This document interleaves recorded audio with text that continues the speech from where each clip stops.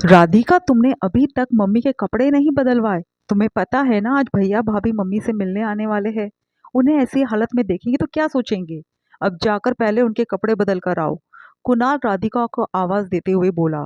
कुणाल, कितनी बार कहा है तुमसे कि एक नर्स रख लो, लेकिन तुमसे रखते नहीं बनता। अब संगीता तो आते ही से ही आएगी, वही आकर बदलेगी उनके कपड़े। राधिका ने पलटकर जवाब दिया। तुम्हें बताया ना मैंने कि मैं नर्स अफोर्ड नहीं कर सकता। तुमने पहले ही मुझसे पूछे बिना संगीता के 3,000 रुपये बढ़ा दिए। पैसे क्या पेड़ पर उगते हैं? कुणाल ने जवाब दिया। अच्छा, तुम अकेले कोई पैसे नहीं लगा रहे हो, तुम्हारे भैया भाभी भी तुमको बराबर पैसा देते हैं अपनी मम्मी के इलाज के लिए। उन पैसों को तो तुम अपनी जेब में संभाल के रख लेते हो। मम्मी जी का इलाज सरकारी अस्पताल में चलता है, दवाई या डिस्पेंसरी से आती है, फिर भी एक नर्स लगाने में तुम्हें जोर आता है। हाँ, जैसे और तो खर्चे है ही नहीं।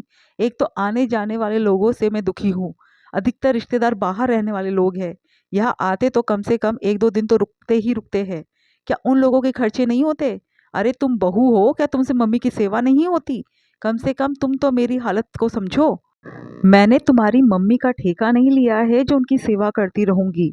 कोई मैं अकेली बहू नहीं हूं उनकी, एक और बहू भी है।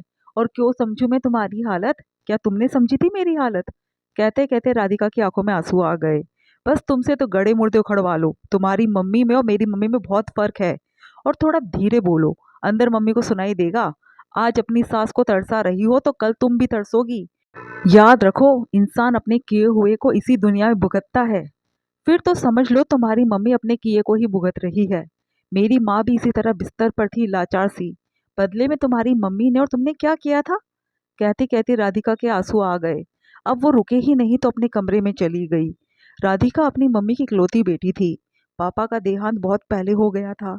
घर वालों ने उनकी दूसरी शादी के लिए दबाव भी बनाया था, पर राधिका के चलते उन्होंने शादी के लिए हाँ नहीं की। आखिर एक स्कूल में नौकरी कर उन्होंने राधिका को पाल पोस कर बड़ा किया था।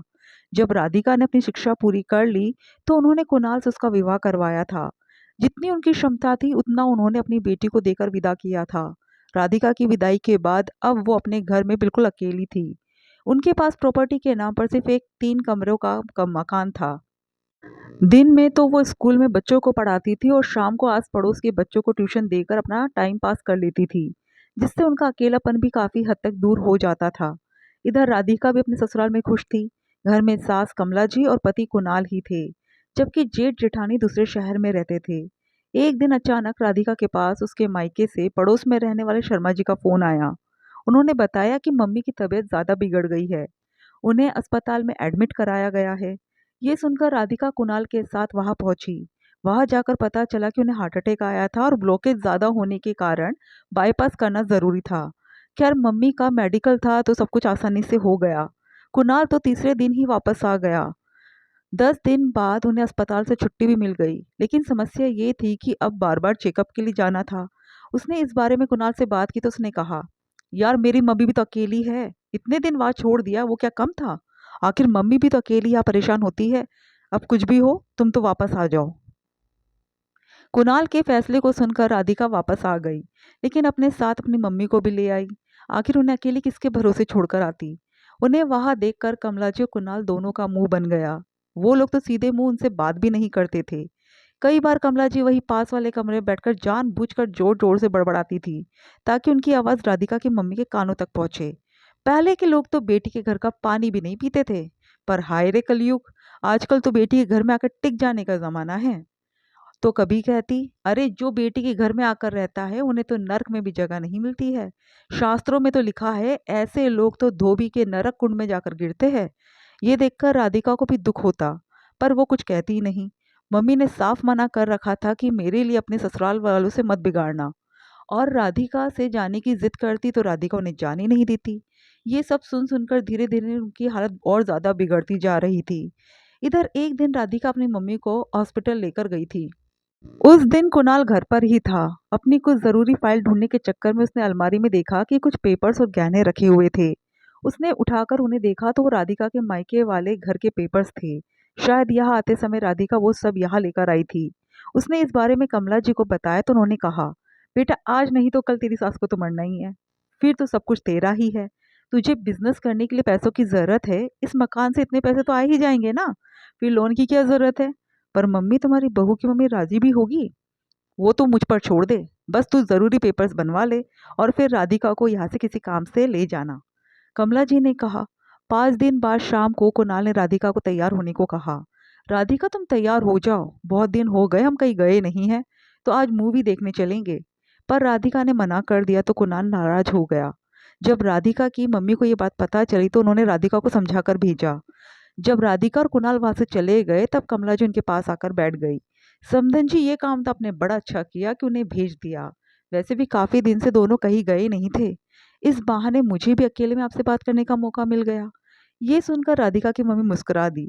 तब कमला जी ने कहा, देखिए ना समधन जी, अब उम्र हो गई है, हारी बीमारी तो लगी ही रहती है, पर इस महंगाई के दौर में दवाइयाँ, डॉक्टर, अस्पताल, इन्हीं सब में बजट बिगड़ जाता है। सुना है सरकार ने बुजुर्गों के लिए मुफ्त दवाइयों का बंदोबस्त कर रखा है।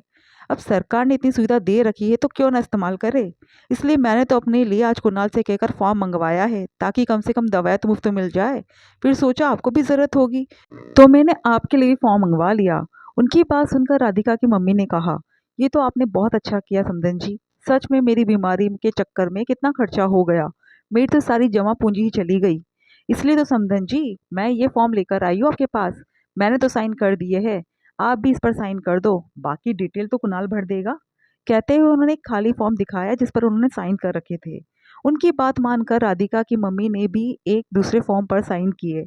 2-3 पन्नों के इस फॉर्म पर साइन करने के बाद कमला जी उनसे बोली, अच्छा समधन जी, अब आप आराम करो, आपकी तबीयत ठीक नहीं रहती और फिर मैं आपसे इतनी बातें किए जा रही हूँ। कहकर वो उस कमरे से बाहर आ गई। कुछ दिनों तक तो उन्होंने काफी अच्छे से राधिका और उसकी मम्मी से बातचीत की। उन्हें किसी बात का भी शक नहीं होने दिया। यहाँ तक कि कुणाल उन्हें अपने पैसों से दवाइयाँ लाकर देता और कह देता कि सरकार की तरफ से मुफ्त है। लेकिन 1 सवा 1 महीने बाद अचानक राधिका के मायके से पड़ोस में रहने वाले शर्मा जी का दोबारा फोन आया। मम्मी का हालचाल पूछ लेने के बाद उन्होंने कुणाल के हाथों उनके मकान के बिक जाने की बात कही। तब जाकर उसे पता चला कि इतना बड़ा धोखा हुआ है। उस रात उसका कुणाल और कमला जी से अच्छा खासा झगड़ा हुआ था, पर दोनों बेशर्मी के साथ बोले थे, अरे आज नहीं तो कल सब कुछ हमारा ही तो था, बेचकर हमने हमारे काम में ले लिया तो गलत क्या है। हमारी तरक्की हो रही तो तुम्हारी भी तो तरक्की हो रही है, पर ये तो धोखा है। आपने धोखे से मेरी मम्मी के साइन करवाए हैं पेपर पर। अब धोखा है, फ्रॉड है, कुछ भी है, तुमसे और तुम्हारी बीमार माँ से जो बन पड़ता है कर लो। कमला जी हाथों को नचाते हुए बोली और अपने कमरे में चली गई। उन लोगों के झगड़े की आवाज़ अंदर तक राधिका की मम्मी के पास पहुंच रही थी। राधिका जब उनके पास गई और बोली, मम्मी बहुत बर्दाश्त कर लिया मैंने इन लोगों को, आज तो मैं इनको पुलिस के हवाले करके रहूंगी। इतना बड़ा धोखा दिया है हमें इन लोगों ने, अब चाहे तलाक ही लेना पड़े पर मैं इन्हें छोड़ूंगी नहीं।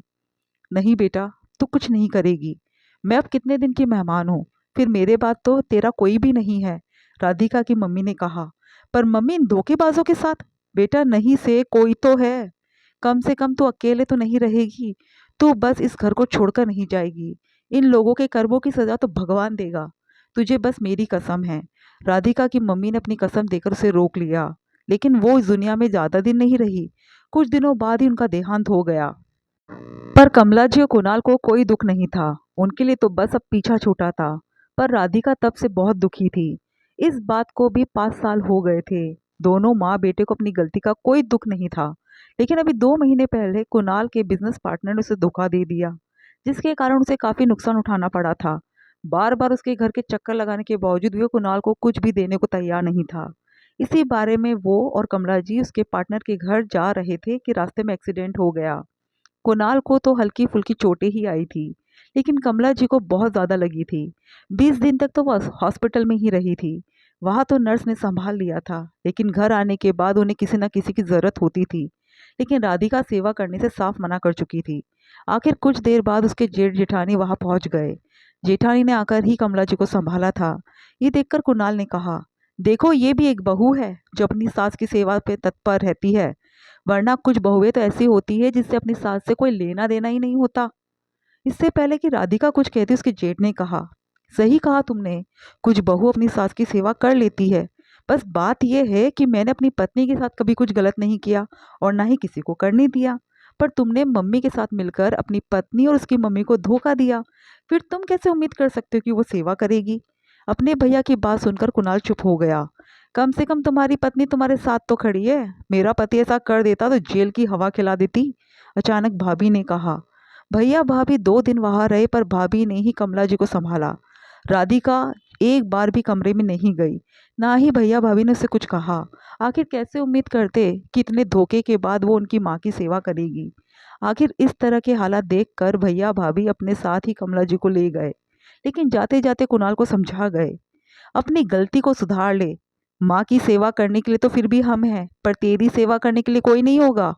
सोच, 5 साल पहले तू जिस जगह खड़ा था आज भी उसी जगह खड़ा है।